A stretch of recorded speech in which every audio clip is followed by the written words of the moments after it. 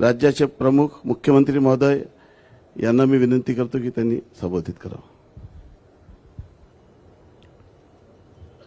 आपल्या सर्वांचं या पत्रकार परिषदेमध्ये मी मनपूर्वक स्वागत करतो. पहिल्यांदाच कुठली वेगळी बातमी बनू नये म्हणून स्पष्टीकरण करतो की राज्याचे आमचे दुसरे सहकारी आणि उपमुख्यमंत्री अजितदादा पवार हे दुपारीच माझी परवानगी घेऊन बीड आणि परभणी या दोन्ही ठिकाणी ज्या घटना झालेल्या आहेत त्या घटनेमध्ये जे पीडित आहेत त्यांची भेट घेण्याकरता त्या ठिकाणी गेलेले आहेत, म्हणून ते पत्रकार परिषदेत उपस्थित नाहीत. अन्यथा अजितदादा नाराज अशा प्रकारची बातमी कृपया लावू नये. आताच माननीय एकनाथराव शिंदेजींनी आपल्यासमोर संक्षिप्त अशा प्रकारचा आढावा ठेवलेला आहे. हे अधिवेशन 6 दिवसाचं अधिवेशन या ठिकाणी झालं. त्यापूर्वी 3 दिवस मुंबईमध्ये छोटंसं अधिवेशन झालं होतं आणि आपल्याला कल्पना आहे की प्रत्येक 5 वर्षाने जेव्हा नव्याने निवडणूक होते त्यावेळी पहिलं अधिवेशन हे छोटं अधिवेशन असतं, कारण ते केवळ पुरवणी मागण्यांपुरतं अधिवेशन असतं. इतर फारसं कुठलं कामकाज त्या अधिवेशनामध्ये होत नाही. तथापि या 6 दिवसामध्ये भरगच्च अशा प्रकारचं कामकाज या अधिवेशनामध्ये राज्य सरकारने केलेलं आहे आणि विशेषतः 17 विधेयकं मंजूर करण्याचं काम आणि चर्चेसहित, म्हणजे गोंधळात नाही तर चर्चा करून 17 विधेयकं मंजूर करण्याचं काम आपण केलेलं आहे. आणि एक विधेयक महाराष्ट्र विशेष जनसुरक्षा विधेयक हे संयुक्त चिकित्सा समितीकडे आपण पाठवलंय. खरं म्हणजे अर्बन नक्षलवाद आणि फ्रंटल ऑर्गनायझेशन्स या संदर्भात नक्षल पीडित सर्व राज्यांनी असं विधेयक केलेलं आहे, म्हणून आपल्याही राज्यात ते केलं पाहिजे असा अँटी नक्षल ऑपरेशन्स विभागाचा आग्रह होता. म्हणून आपण ज्यावेळेस शिंदेसाहेब मुख्यमंत्री होते आणि मी गृहमंत्री होतो त्यावेळेसच आपण याचा मसुदा तयार केला होता. परंतु या संदर्भात अनेक अफवा पसरवण्यात आल्यामुळे त्यावेळेस आम्ही ते मांडलं नाही आणि आताही विरोधी पक्षाने कुठलीही मागणी न करता आम्हीच हा निर्णय केला की अशा प्रकारचं विधेयक मंजूर करताना कुठेतरी लोकशाहीची पायमल्ली करायची आहे, विरोधकांचा आवाज दाबायचा आहे, अशा प्रकारच्या ज्या वल्गना केल्या जातात,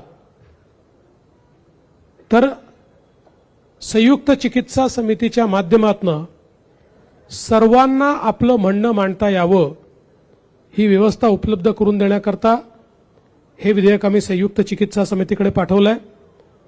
जेवढ्या संघटना आहेत ज्यांना आपलं म्हणणं मांडायचं आहे त्या सगळ्यांना आपलं म्हणणं मांडण्याची पूर्ण संधी मिळेल. सर्व पक्षीय 21 लोकांची समिती या ठिकाणी ही तयार करण्यात आली आहे आणि त्याच्या रिपोर्टवर पुढचं काम हे या ठिकाणी केलं जाईल. आपल्याला कल्पना आहे की जवळपास 35,000 कोटी रुपयाच्या मागण्या या आपण या ठिकाणी मांडलेल्या आहेत. यामध्ये साधारणपणे सार्वजनिक बांधकाम विभागाकरता 7,490 कोटी रुपये, कृषी विभागाकरता 2,147 रुपये, उद्योग ऊर्जा कामगार आणि खनिकर्म विभागाकरता 4,112 कोटी रुपये असे ठळक आपण निधी दिलाय. ज्यामध्ये आमची जी फ्लॅगशिप योजना आहे मुख्यमंत्री बळीराजा वीज सवलत योजना त्याच्याकरता 3,500 कोटी रुपयाची तरतूद करण्यात आली आहे. मुख्यमंत्री माझी लाडकी बहीण योजना याकरता 1,400 कोटी रुपयाची तरतूद करण्यात आलेली आहे. आणि म्हणून वेगवेगळ्या योजनांच्या माध्यमातून या ठिकाणी आम्ही ज्या योजना दिल्या होत्या त्या पुढे सुरूच राहतील याचं द्योतक या पुरवणी मागण्यांच्या माध्यमातून आपल्याला मिळालेलं आहे. आज खरं म्हणजे अंतिम आठवडा प्रस्तावावर बोलत असताना विदर्भ आणि मराठवाड्याला या सरकारने काय दिलं आणि हे सरकार काय देणार आहे याची जवळपास 1.25 तास मी सविस्तर मांडणी केली आहे. एक प्रकारे सिंचन असेल, उद्योग असेल, गेल्या 2.5 वर्षात कशा प्रकारे या मागास भागामध्ये परिवर्तन आमच्या सरकारने केलं याचा लेखाजोखा मांडत असताना पुढचा रोडमॅप देखील मी त्या ठिकाणी मांडलेला आहे. आमच्या सरकारच्या अजेंड्यावर महाराष्ट्र आहेच, पण महाराष्ट्रासोबत महाराष्ट्रातला जो मागास भाग आहे, ज्या ठिकाणी विकासाचा असमतोल आहे, त्याच्यावर आमचा फोकस आहे. आणि म्हणून नदीजोड प्रकल्प असतील, सिंचनाचे प्रकल्प असतील, उद्योग असेल, इन्फ्रास्ट्रक्चरचे प्रकल्प असतील, असा चौफेर विकास आम्ही कशा प्रकारे करतो हे आपण या ठिकाणी सांगितलंय. कापसाचा बोनस आपण घोषित केलेला आहे. संत्र्याच्या शेतकऱ्यांचं जे नुकसान झालं, 55,000 शेतकऱ्यांना 165 कोटी रुपये देण्याचा निर्णय आपण संत्र्याच्या शेतकऱ्यांचा घोषित केलेला आहे.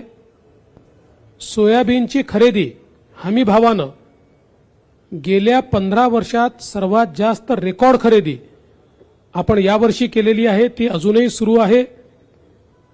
12 जानेवारीपर्यंत ही खरेदी सुरूच राहणार आहे. कापसाच्या खरेदीच्या संदर्भात मार्केटचा रेट हा हमीभावापेक्षा जास्त असल्यामुळे मार्केटमध्ये खरेदी मोठ्या प्रमाणात होत आहेत. सीसीआयमध्ये आता फार कोणी कापूस आणत नाही. ती स्थिती तुरीची आहे. खरेदी केंद्र उघडली आहेत, पण मार्केटमध्ये हमीभावापेक्षा जास्त दर असल्यामुळे तुरीची खरेदी मार्केटमध्ये चाललेली आहे. त्यामुळे शेतमालाला जिथे योग्य भाव मिळेल तिथे त्याची विक्री चालली आहे. जिथे अडचणी आहेत तिथे इंटरव्हेन्शन करून त्याच्या खरेदीची पूर्ण व्यवस्था आणि विशेषतः विदर्भ मराठवाड्यामध्ये जी पिकं आहेत त्या पिकांना न्याय देण्याचं काम हे या ठिकाणी आपल्या सरकारने केलं आहे. हे सगळं होत असताना या काळामध्ये आपण एडीबी सोबत देखील एक करार केला आणि एशियन डेव्हलपमेंट बँक आणि युरोपियन इन्व्हेस्टमेंट बँक या दोघांनी मिळून आपल्याला नागपूर मेट्रो करता जवळपास 3,586 कोटी रुपयाचं कर्ज दिलं आहे.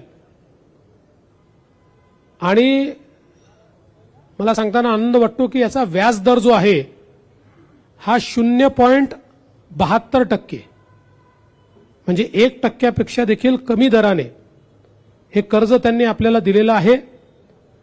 आणि एक्सचेंज रेट हा डॉलर नाही आहे, तो येन आहे. डॉलरमध्ये मोठ्या प्रमाणात इन्फ्लेशन होतं.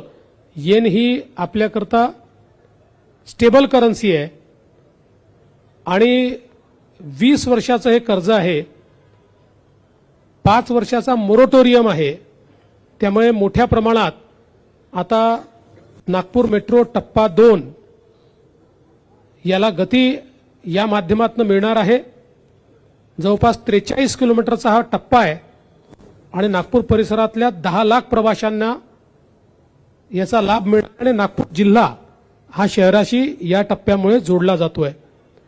यासोबत आपली जी मित्रा संस्था आहे या संस्थेच्या माध्यमातून ग्रामीण रस्ते हे आमचा प्रयत्न असा आहे की 1,000 लोकसंख्येचे जी गावं आहेत या गावांना कॉन्क्रीट रस्त्याने जोडायचं. त्या संदर्भात एशियन डेव्हलपमेंट बँकेशी करार आपला झाला. कौशल्य विकासाचे 500 केंद्रांच्या अपग्रेडेशनचा आपला करार झालाय. आणि मोठ्या प्रमाणात ज्यावेळेस शिंदेसाहेब मुख्यमंत्री होते त्यांनी बांबू मिशन सुरू केलं. बांबू हा शेतकऱ्यांच्या जीवनात परिवर्तन करू शकतो आणि त्यामुळे बांबूच्या लागवडीचं क्षेत्र वाढवण्याकरता अर्थपुरवठा एशियन डेव्हलपमेंट बँक आपल्याला करणार आहे. त्या संदर्भात त्यांच्याशी आपण करार केलेला आहे. या अधिवेशनामध्ये